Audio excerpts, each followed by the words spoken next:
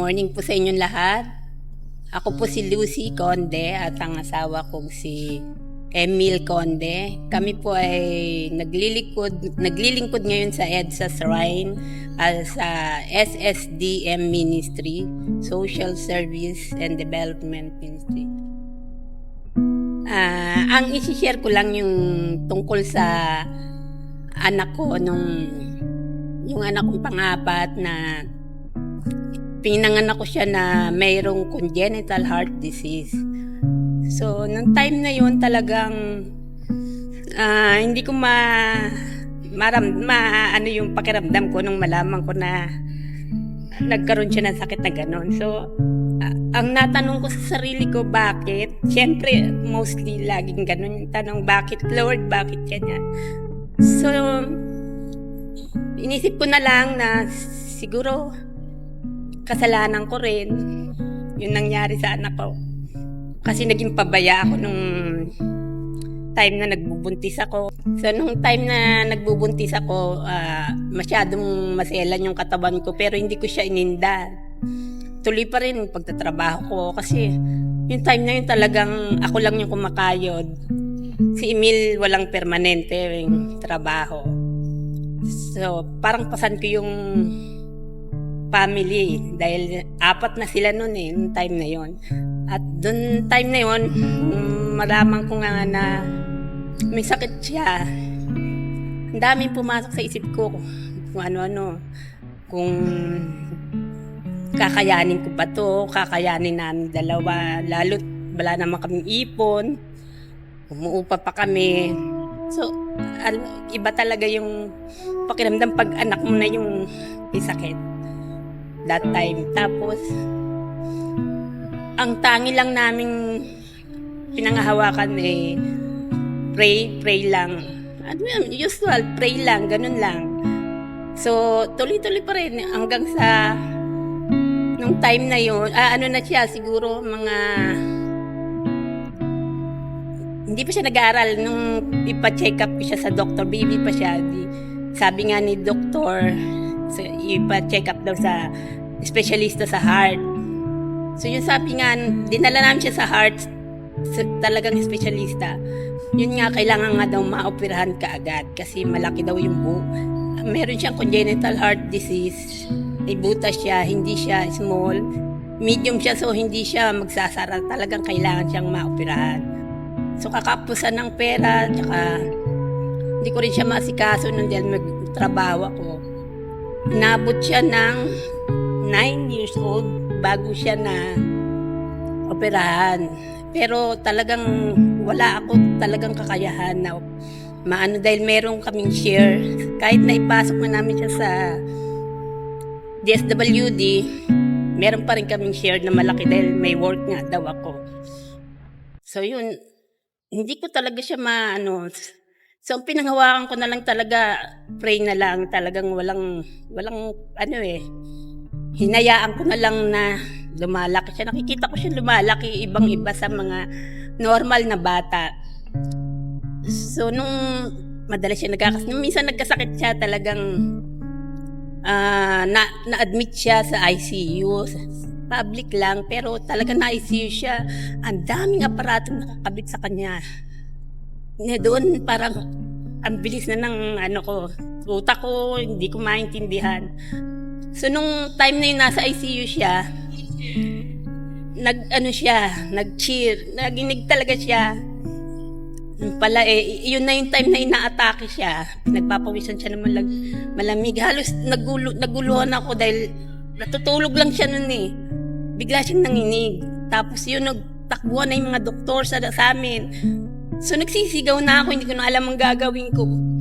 So, bakit sabi ko anong nangyayari? Hindi ko alam, anak ko pala yung nag-inaatake na pala siya noon. So, nung time na yun, wala siya. Ako lang talaga yung nandun. So, doon ako nakaupo sa isang tabi, sa gilid. Doon nag-pray ako talaga ng matindi. Talagang nasa isang sulok ako, nakapikit ako, pero ang liwanag ng nakikita ko. Ang tanging nasambit ko sa kanya, Lord, kung kukunin mo po yung anak ko, wag na po siyang pahirapan. So sabi ko, sa nakikita ko sa anak ko, hindi ko kakayanin yung hirap niya. Ganun pala, grabe. Tapos, tama-tama nung dumating na siya, tanda mo yung pa, yung time na yun na ikaw yung pumasok sa loob. Sabi ng doktor, tutubuhan. Tsaka Sabi ko, iba yung anak ko noon, yung may masmasan. sabi ko, hindi yung pwede tubuhan. Kahit mamatayan dyan, huwag niyo tutubuhan. Tinawagan namin si Dr. Raples. Dr. Raples, tutubuhan po daw. Sabi ni Doktor, sige patubuhan niyo. Sabi ko, hindi yung papayag. Kasi lahat ng tinubuhan, namatay. Lahat ng mga katabi niya Kaya nga doon. talagang nervous ako noon. Ayaw kong patubuhan. Di sabi niya, o sige, kung ayaw niyo, wala naman ako magagawa. Di nung Tsaka maya-maya, nung time na yung pa, natatandaan mo. may masmasan siya. Yun. Ginanon niya yung mukha ko. Iba yung dating sa kanya. Ginanon niya yung mukha ko. Pa, wala na, normal na uli siya. No, pero sabi ng mga katabi namin, ang galing ng anak mo. Kasi mostly daw yung mga ganong inaatake.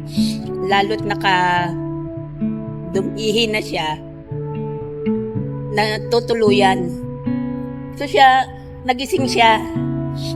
So yun yung kapit niya sa ama niya. Parang, ikaw ba yan pa? Parang ganon siya. So nung time na yun, talagang May masmasan siya. dasal ako talaga na, Lord, kung kukunin mo siya, huwag mo na po siyang pahirapan, hindi ko po kasi kakayanin. Kung ibibigay mo siya sa amin, kako, tulungan mo kami dahil wala kaming kakayahan. So yun, yung sagot niya, grabe, ang bilis ng response. Alam mo ba yung nilabas namin siya kasi sabi namin, dadali namin siya sa heart center dahil talagang pasyente siya ng heart center. So nung dinala ko siya doon, schedule siya ng 2T echo. Hinabot kami ng gabi kasi pila din madaming pasyente. Nung kami na yung nakasalang, almost wala nang ganong tao. Huling-huli ata kami doon. Makita siya ni doktora. Sabi niya, Mami, ayos na ba yung papel niya? Sabi ko, Doktora, mga expired na po yung papel niya. Kasi sa tagal nung proseso nila, na-expired na yung papel niya. Yun sa PCSO, yung bigay ni Mayor. At that time pa, eleksyon. So, hindi pwedeng pumirma si Mayor dahil naka-hold lahat ng niya. Pero nung sabi ni Doktora, sige, tutulungan kita, ayusin mo to. Ganun. Wala naman siya sinabi sa akin na kailangan niya siyang maoperahan. So, yun na, may pinaayos siya, dinalok sa PCSO, yung letter niya, yung pinirmahan kagad in-update yung cheque ko kasi expired na. So, balik ako sa kanya, ano pa, kulang mo, ganyan-ganyan. Balik ka sa DSWD, balik ako na expired na nga rin. Ang time na yun, wala si Mayor talaga, wala siya sa office dahil eleksyon. Kumbaga, wala pang Mayor talaga. So, sabi nung taga-DSWD na tumulong sa amin, Si Sir Gary. kakilala din niya na talagang parang nakilala niya sa tricycle lang. Pasahero. Sabi niya, sige, dalin mo doon, tutulungan kita. Di yun, sabi nung taga-DSWD, sige, sasamahan kita kay Mayor. Nung pupunta kami sa Mayor, ayaw kami asikasuhin dahil sabi, hindi ho ako pwede ngayon dahil hindi pa po tapos yung election. So sabi, biglang nagsalita yung taga-DSWD, Mayor, okay na po yan. Pirma na lang nyo ang kailangan kasi may pondo na yan. So yun, sige, pirma kagad si Mayor. Gano'n kabilis. Wala nang tanong-tanong, tapos sige, alis kami. Tapos, nung pinasa ko na sa heart center yung papapil niya, walang 1 linggo, na-admit siya, in-schedule siya, tapos, hinatid pa kami ng DSWD sa ospital, kasi talagang wala akong kapera-pera. Yung schedule niyang yun, talaga, Lord, wala akong kapera-pera noon. Di yun, hinatid kami ng DSWD, dala nila yung pera cash, hindi din-deposit nila. Kasi hindi kayo ma-admit kung hindi kompleto yung pondo mo. So yun, nung time na yun, talagang tuloy-tuloy yung ano niya, ni Lord, sagot talaga niya, yung response niya sa mga dasal ko noon.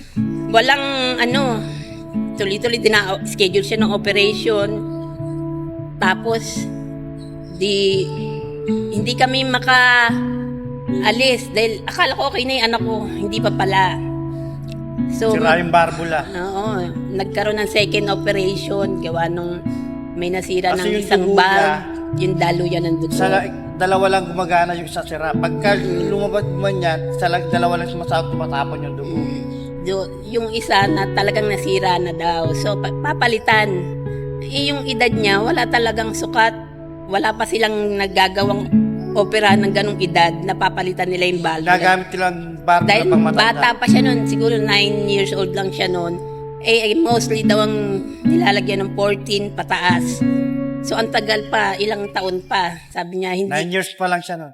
sabi ni doktor, nung kinausap kami, wala din ako sa hindi ko maintindihan yung pinagsasabi ni doktor. Kasi akala ko okay na yung anak ko. Sabi niya, Mami, hindi pa po okay yung anak mo, ha? Kasi, sabi ko, isip-isip ko lang, ha, pero hindi ko sila, maayos naman siya kasi malakas siya. Siya yung batang pag may nagro-rubing na doktor. Kasama siya. Sama siya, rubing din siya. Siya, malakas naman siya, masiyahin. So, noong time na yon, pinakikinggan ko lang si doktor, pero hindi ko maintindihan yung sinasabi. Basta ang narinig, parang huli kong narinig sa kanya na sabi, hindi ko po bibitawan ang anak mo nang hindi magaling. So, parang yun lang ang pumasok sa isip ko. Wow, ang sarap naman ng pakiramdam noon. Si Dr. Gamponya. So, sabi ko, sige po, salamat po, doktor. Gawin niyo pong lahat. Yun. After nun, schedule kagad. Kagad siya? Opera, kinabukasan ng opera siya kagad. Ibiyakin ulit yung puso, yung katawan. Second operation niya yun. So, nasa operation siya.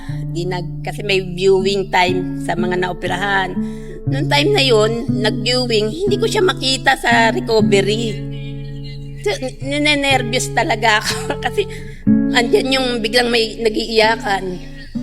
May anak daw niya na mali daw ng opera, ng kabit. Ayun ko ba parang wala talaga. Sabi ko, ano yun? Ano yung mga naririnig ko kung ano. Tapos biglang may namatay, ganyan-ganyan. So, hindi ko makita yung anak ko sa recovery. So, silip ako ng silip.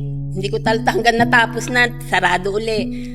Tapos noon, hindi ko alam na akyat panahog pala ako ng floor. Dilakad ako, ganyan. Nakita ko ni doktorang, isang doktoran niya sa puso din. Babae siya, maganda. Sabi niya, Mami, anong ginagawa mo dito? Sabi ko, doktora, hindi ko po nakita yung anak ko sa recovery. Bakit ho? Parang ganun ang tanong ko. Sabi niya, ay, sino bang anak mo? Ganyan-ganyan. O, sige. Balik ka na lang doon. Mamaya mag-open uli yun.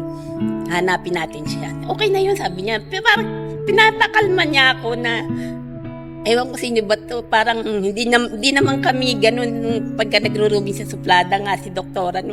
Nagulat din ako, bigla akong kinausap. O mami, siya yung bumati sa akin. So parang mas ako, baba uli ako sa viewing, inopen. Nakita ko siya, talagang pagbukas ng kortina, siya yung nakatutok sa akin. Nakita ko ang dami talagang aparato, pero gising siya. Gising siya at parang tinawag pa yung doktorang kinausap ko. Pero ang lamig dun, ha? Tapos nakita na ako ni doktora, sabi ni doktora sa Menyas, ay salamat ka. Tapos biglang nagtawag siya uli. Sabi, naiinitan lang daw. Pero So ang sabi lamig. ko sa isip ko, ang lamig-lamig sa loob ng recovery bed siya naiinitan. Nakahubad siya. Talagang yung kaba ko, tumatalbog yung puso ko ewan ko sa saya, sa nervyos, sa halo-halo na. So, ganun ka-smooth yung operation niya kahit inabot kami ng isang buwan. Tsaka isa pa yung na-experience ko pa, financially, talagang down kami noon dahil wala kaming pera. hindi ako makapasok sa trabaho. So, walang sweldo, hubos na yung mga leave ko. So sabi ko, saan ko kukunin kami yung mga pamasamasahin namin, pagkain namin. Pero ang mga blessing, talagang medya pag bumisita, bigay. Halos araw-araw may dumarating, nag-aabot. Sabi ko, wow naman, marami kami pera. So sabi ko, Lord, salamat. Talagang hindi mo kami iniwan. Pag siyang kumilos, talagang hindi mo mapaliwanag paano. Mararamdaman mo na lang sa isip, sa sarili mo.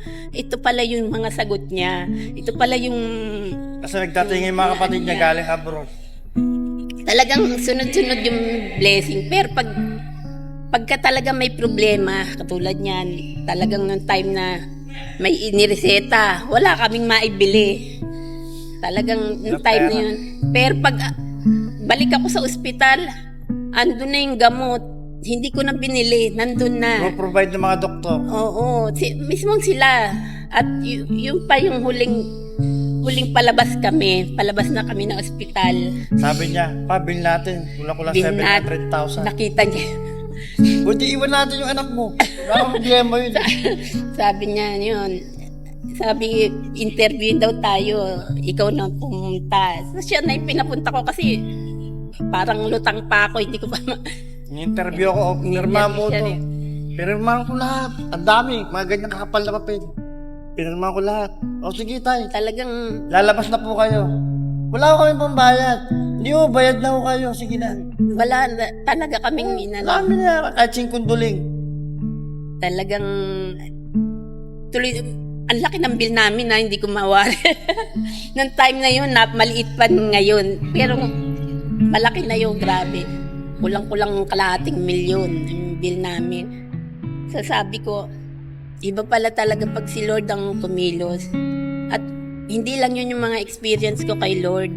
Talagang pagka nag-pray ka sa Kanya, at siya lang yung kakausapin mo, ang response niya ang bilis. Dahil kahit sa kapatid ko, naranasan ko yan. Noong time ng COVID, hindi namin alam, yung kapatid ko sa abroad, nagka-COVID, nakomatos siya.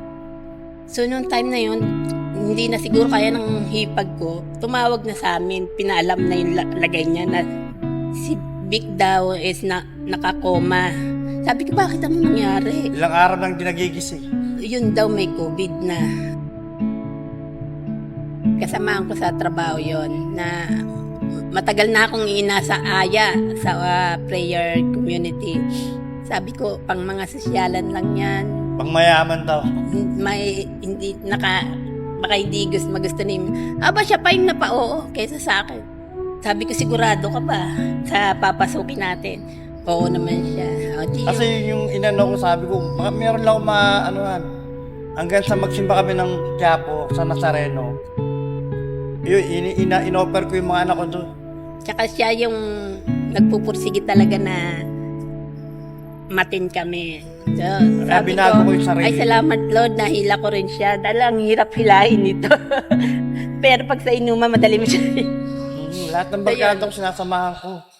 Malaki na itulong sa amin. Super. Malaki talaga, lalo sa Yun na yung sagot doon sa mga spiritual. Yung nasagot doon sa panalangin na naoperahan ng anak ko, naging success. Kasi noong time na maoperahan yung anak ko, hindi pa kami sa OLP nakaano. So, matapos yun. Sabi ko, dapat ibalik namin yung mga blessing na binigay niya, tulong niya sa anak ko. At yung anak ko naman na yon talagang naging madasali naman siya. Oo. Lagi yun nagsisimba. At ang mga prayer nga din daw niya, talagang iba yung pananalangin ng anak niyo, talagang pure siya, Lord talaga siya. Siya yung nagkaan sa amin, magsimba naman kayo. Dahil alam niya yung nangyari sa kanya nung maoperahan siya. At ngayon nga, yun, tapos na siya. At sabi ko nga, Lord, kaya pala binalik mo, magiging cum laude pa siya. So, thank you talaga, Lord. Thank you. Siya pala yung susuporta sa amin. So, siya yung tutulong. Sana manalig sila sa Diyos at huwag sila mawala ng pag-asa.